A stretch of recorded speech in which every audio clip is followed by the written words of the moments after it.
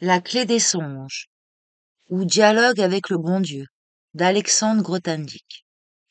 Chapitre 1.31. Les retrouvailles perdues. Je crois bien que le soir même où j'ai entendu cet exposé, mon opinion était faite, sans même avoir à peser du pour et du contre. Ou pour mieux dire, ce n'était pas plus une opinion que lorsqu'un énoncé mathématique clair et parfaitement bien compris est établi par une preuve claire et parfaitement bien comprise. La compréhension qui apparaît alors n'est pas dans la nature d'une opinion, ou d'une conviction, d'une croyance, ou d'une foi, mais c'est une connaissance au plein sens du terme. Récuser une telle connaissance, ne pas lui faire totalement confiance, revient à abdiquer de la faculté de connaître dévolue à tout être. Par quoi j'entends aussi celle de connaître de première main. Pour me séparer d'une conviction implantée en moi depuis mon plus jeune âge, il n'y a pas eu alors la moindre résistance ou hésitation, pas plus qu'il n'y en aurait pour reconnaître une erreur en maths, dans un énoncé ou dans un raisonnement hâtif. Je comprenais bien que ce Dieu qu'on mettait à toutes les sauces, pour lui faire avaliser tout ce qu'on voulait, il était en tout cas cette intelligence souveraine, infinie, créatrice de la vie, et créatrice aussi de l'univers tout entier, et des lois qui le régissent.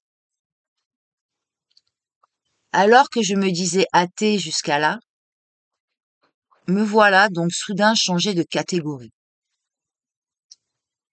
Dorénavant, je me dirais déiste. Ça s'est fait sans tambour ni trompette, avec toutes les apparences du pur hasard. Encore lui. Sans rien apparemment qui l'ait préparé, ni rien non plus de bien notable qui l'ait suivi. À dire vrai, moi-même ne lui attachais qu'une importance très restreinte. Je me rendais bien compte que ce créateur que je voyais se manifester par des œuvres grandioses, remontant à la nuit des temps, était très loin du Dieu de la promesse et de la rétribution dont parle l'Ancien Testament, ou du Père proche et aimant dont nous parlent les évangiles. Rien dans mon expérience directe ne me conduisait à penser que le Créateur, une fois mis en marche, l'immense manège de la création, continuait encore à s'occuper de ce qui s'y passe et à y participer si peu que ce soit.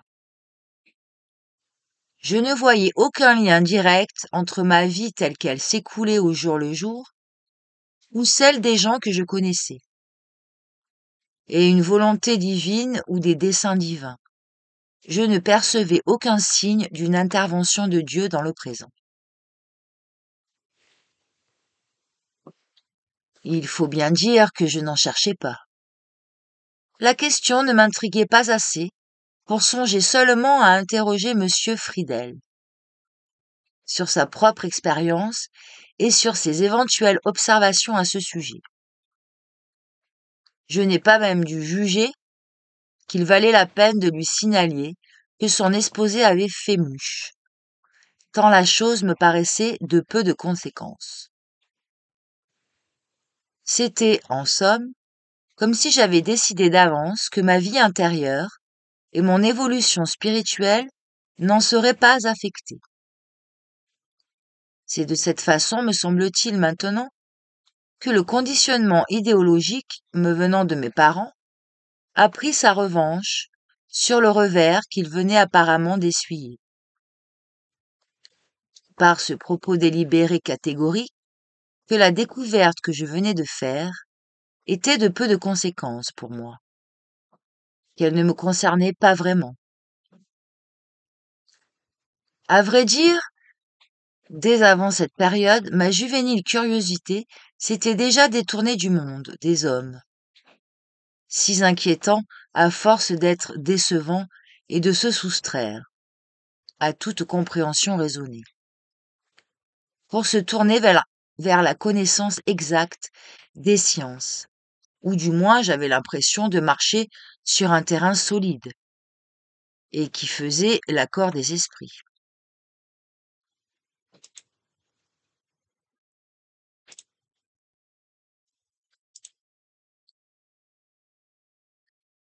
Au moment de cet épisode, ma mère venait d'être libérée du camp depuis quelques semaines. Et elle vivait en résidence surveillée dans la petite ville de Vabre. Tout comme pendant son séjour au camp, on s'écrivait régulièrement, chaque semaine pratiquement. C'était pour moi une chose qui allait de soi, dès ma prochaine lettre hebdomadaire, d'informer ma mère que j'étais devenue déiste, sans trop m'étendre d'ailleurs à ce sujet. Je ne fus pas peu surpris d'apprendre par sa réponse, datée du jour de mon 16e anniversaire, qu'elle venait de passer par une sorte de conversion, similaire, il y avait quelques mois à peine. Elle ne m'en avait soufflé mot avant, car elle attendait l'occasion de m'en parler de vive voix, craignant que j'aurais du mal à comprendre la chose.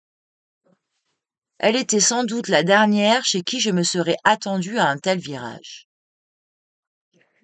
Dans les semaines encore qui avaient précédé ce tournant, inimaginable. Elle-même n'aurait pas rêvé qu'une telle chose puisse lui arriver. Et puis si. J'ai essayé de reconstituer ce qui s'est passé en elle lors de cette expérience de Dieu. Gotthard sem Leibniz, comme elle-même l'appelait. Pour m'y aider, j'ai le souvenir un peu flou de ce qu'elle m'en a dit de vive voix, et 3 ou 4 témoignages écrits de sa main, où il en est question tant soit peu. Ce qui est sûr, c'est que cela se situait à un niveau bien plus profond, et revêtait dans sa vie une importance tout autrement cruciale que ma propre découverte, que j'avais délibérément maintenue au niveau purement intellectuel. Il a dû y avoir chez elle un moment de vérité et d'humilité, l'espace de quelques heures peut-être, ou de quelques jours, où elle a déclaré forfait, sans réserve, où elle a reconnu que par ses propres moyens et surtout par sa seule intelligence dont elle était si fière, et qui la mettait si haut au-dessus du commun des mortels, elle était totalement incapable de retrouver un sens à sa vie, qu'elle sentait en lambeaux, dans un monde qui lui aussi se déglinguait dans une violence effrénée. Les grandes espérances et la foi en l'humanité ou en l'homme étaient mortes.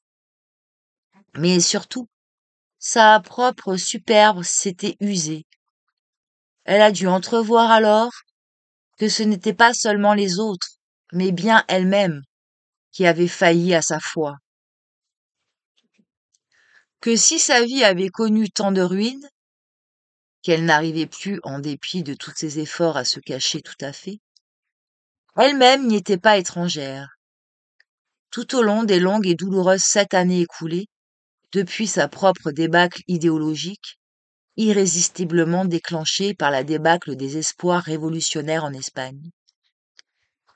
Son orgueil s'était insurgé contre un tel constat, se le présentant comme le reniement d'une vie entière, comme une honteuse défaite. Cet orgueil en elle était servi inexorablement par une volonté d'acier, impitoyable à autrui comme à elle-même, exacerbée, alliée à la cohorte véhémente des résistances farouches, faisant barrage à l'humble vérité. Il avait fallu l'usure tenace de 4 années de captivité, la promiscuité forcée de jour et de nuit, et de tous les instants, l'arrogance et l'arbitraire des officiels. Et le bruit et la puanteur des baraques, et les privations sans nombre, et l'étreinte des grands froids, et les incertitudes sans fin et les alarmes mortelles, pour qu'enfin apparaisse furtivement, l'espace d'un instant, celle dont nul jamais ne veut, la malvenue, la redoutée, la fuit, la muette. J'ai connu un tel moment 30 ans plus tard, en 1974. Ma mère était morte depuis 17 ans, et j'en avais 46. 2 ans de plus qu'elle n'avait eu elle-même, à son instant de vérité. Je n'ai pas fait ce rapprochement avant aujourd'hui. Et la pensée de Dieu, pour autant que je me souvienne, ne m'a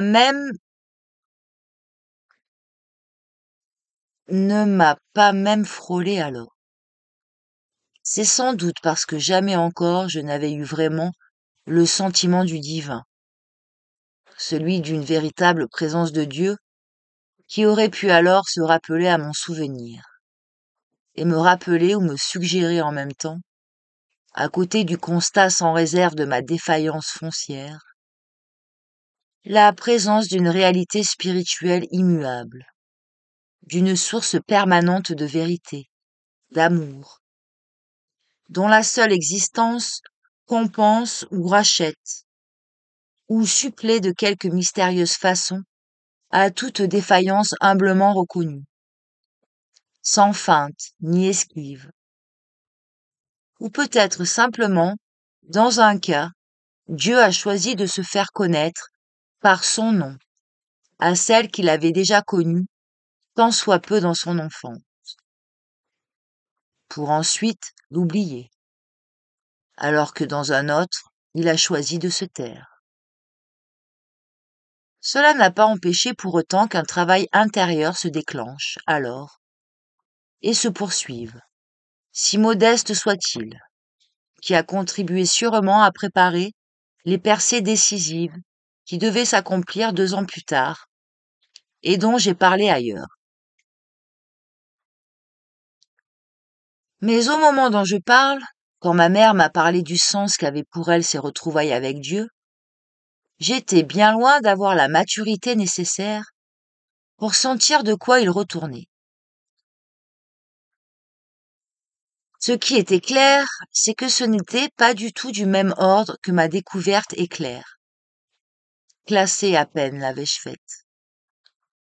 Ma mère m'assurait que tout ce qui jusque-là lui avait semblé bien connu avait soudain changé d'apparence, était devenu comme neuf, par le seul effet de l'éclairage nouveau venant de la pensée nouvelle. Dieu, qu'un monde qui s'était pour elle brisé en 1000 morceaux. Il est vrai que jamais elle ne m'en avait rien laissé entendre. Se rassembler pour constituer un nouveau tout différent. Que c'était pour elle une joie profonde que de retrouver un sens de la vie qui semblait disparu et perdu sans retour, et de pouvoir reprendre à zéro un travail de réorientation de grande envergure sur des bases toutes nouvelles et inébranlables désormais. Ce n'était pas là la simple euphorie, c'est bien clair. Ça n'aurait pas été du tout son genre. Et surtout pas dans ces registres-là.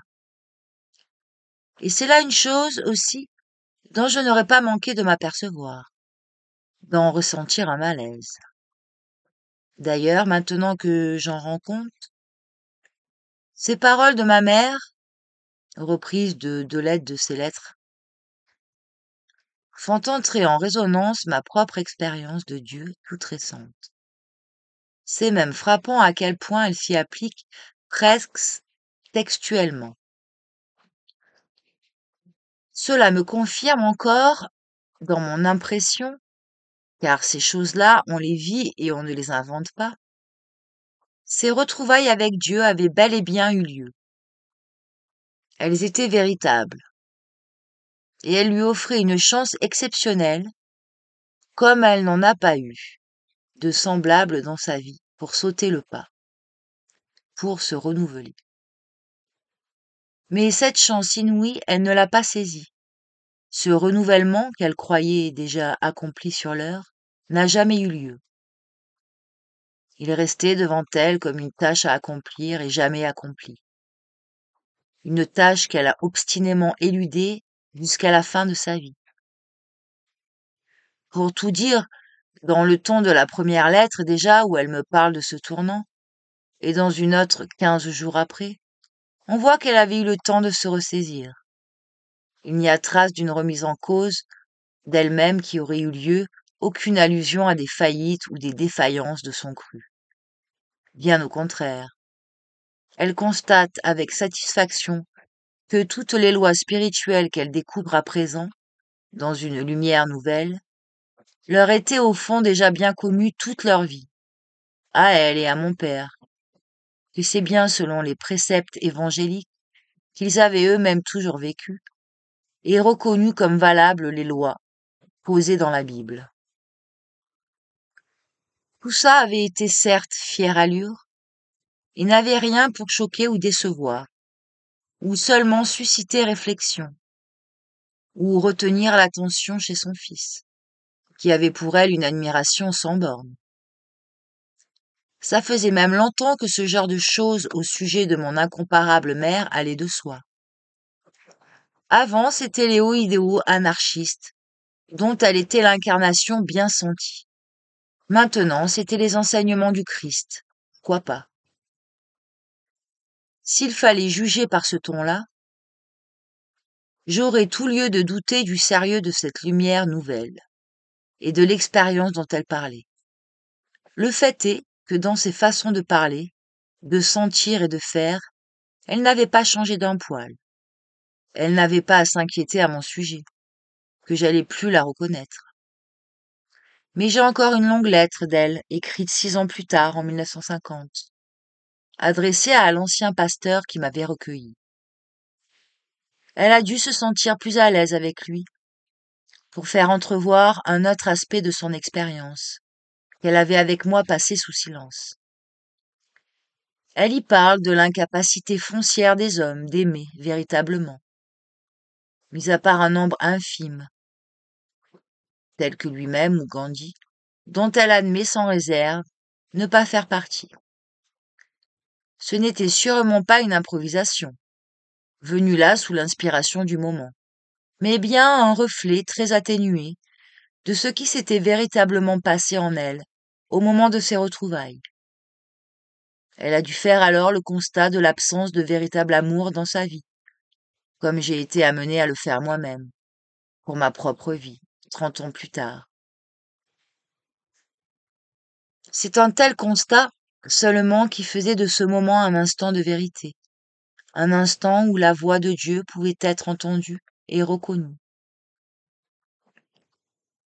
Mais quand elle écrit cette lettre, cela faisait 6 ans que cette connaissance humble et vivante, qui lui avait alors fait retrouver Dieu, s'était figée en un souvenir, en des formules bien senties comme tous les hommes, hélas, sans même m'exclure du nombre. Cette formule-là, 6 ans plus tard, et même 6 jours plus tard, déjà sûrement, ne signifiait plus rien. Pour aucun des êtres qu'elle prétendait aimer, et qu'elle avait tout profondément marqué du sceau de sa violence. Elle n'a pris la peine d'examiner en vérité quelle avait été sa relation à eux. Tout comme dans le passé, elle continue à se maintenir dans le mythe du grand et inégalable amour entre elle et mon père, et dans celui de la mère remarquable, et à tout égard exemplaire qu'elle avait été. Et alors qu'elle avait retrouvé et remplumé encore son coussin de laurier, les mêmes forces jamais examinées qui avaient opéré en elle sa vie durant, avaient repris et continué leur travail souterrain. Bientôt, elle allait dévaster à nouveau sa propre vie, et celle de ses proches, et lui faire exécrer et maudire pendant les années qui lui restaient, encore à vivre, ceux qu'elle avait cru aimer, et jusqu'à Dieu lui-même, qui lui refusait les arides satisfactions auxquelles elle aspirait.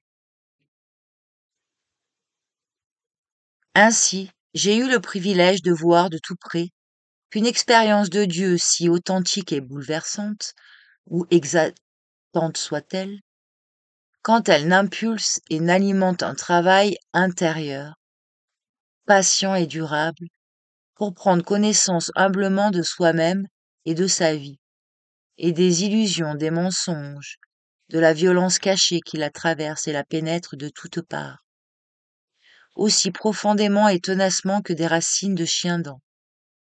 Qu'une telle expérience est désamorcée et vidée de la force de renouvellement qui vit en elle, laquelle est sa seule et véritable raison d'être. En un tournement sous l'action silencieuse et diligente des forces du moi, elle s'est déjà transformée en un colifichet de choix qui vient à point nommé orner l'image de Marc et lui donner une nouvelle dimension. Ma foi, du plus ayant été fait. Cette expérience de ma mère, venue dans son âge mûr, comme l'accomplissement inespéré et rayonnant de 4 longues et douloureuses années de captivité, peut-être a-t-elle été aussi le point culminant de sa vie, dans l'optique spirituelle j'entends, c'est-à-dire aux yeux de Dieu. Mais ces retrouvailles bénies ne lui ont servi de rien. Dans les jours déjà qui ont suivi, sûrement, leur véritable sens déjà était escamoté, disparu à la trappe. Elles n'ont fait que rendre plus vertigineuse la chute qui les a suivis, et plus amère encore et plus démentielle sa révolte contre Dieu.